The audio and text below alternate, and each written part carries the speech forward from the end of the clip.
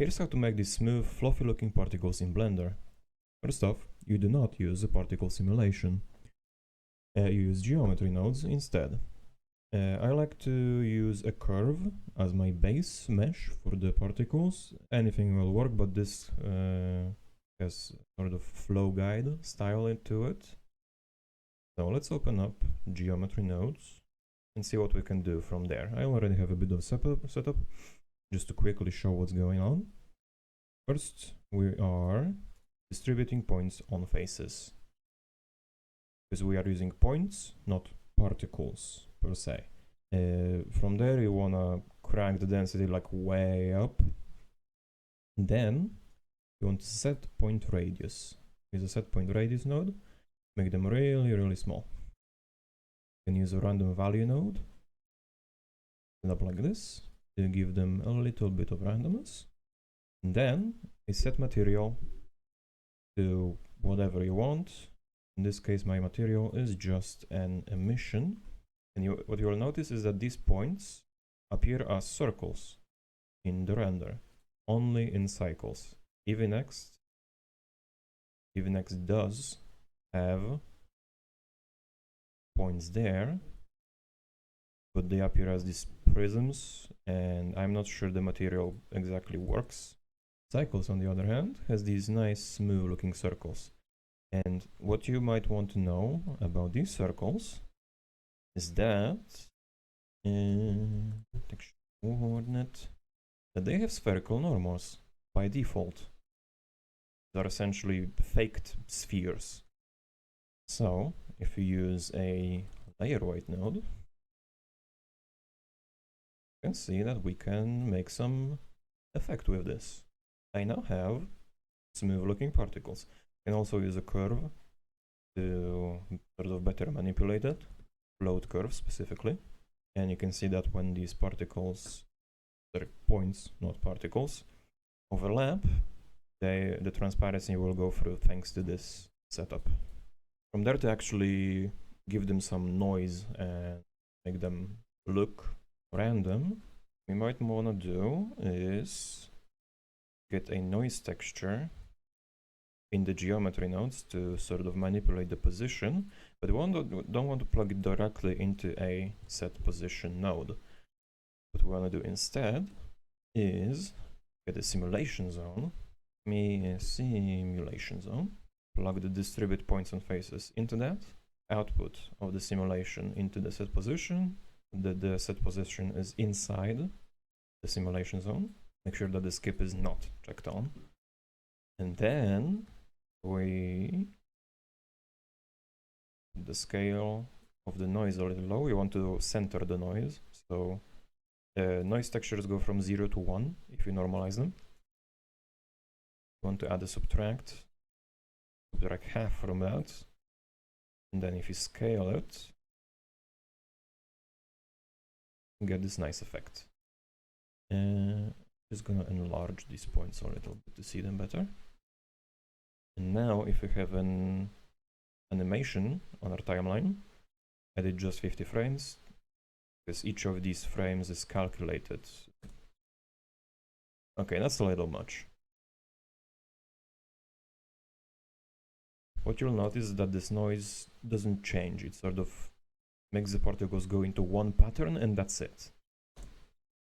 What you can do to remedy that is use 4D noise and have a scene time node with its seconds. So let's maybe divide that by a little bit, because any change, even like the smallest change of this W output, is gonna really mess what this does.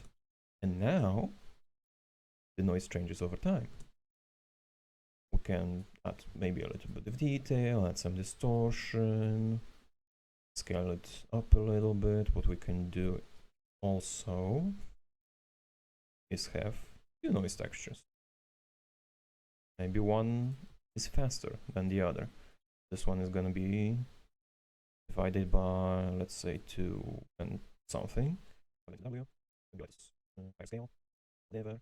Just something to give it a little more pizzazz. Add the two together. And now we reset the timeline. and let the animation play, it still doesn't look like a lot, to be honest. That's because we don't really have a lot of particles to work with right now. We want to crank up this density way, way up. I'm talking like 10,000.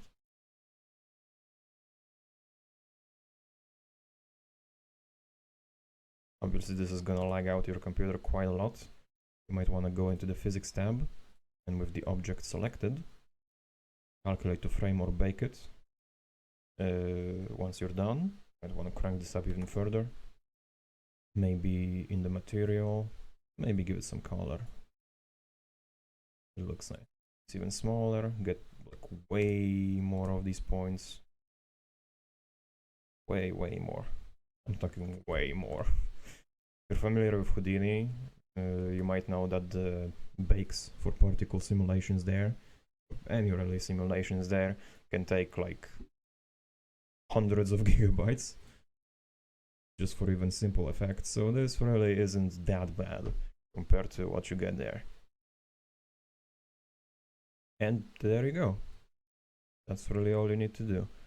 Now, because these particles move sort of on their own, well, not on their own, thanks to this noise here, if we enable motion blur in cycle settings,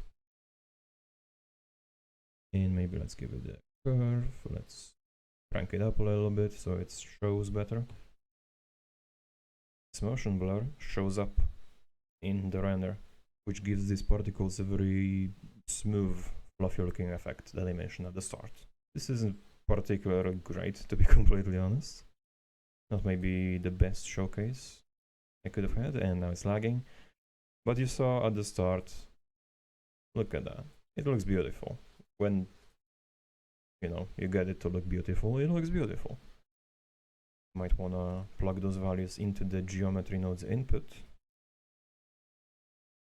just to have some control over them, and maybe into the particle scale as well. N panel, group, and you can rename these. Now, if I calculate a frame, who knows what I might get. Okay, lots of particles. Lots and lots of particles. And this, I would say, actually looks pretty decent. You might want to manipulate the curve here, mostly up to taste. Whatever works. And if I zoom in the camera a little bit and hit render, let's see what we get. That took 5 minutes, and I dare say it looks pretty good for how long this took.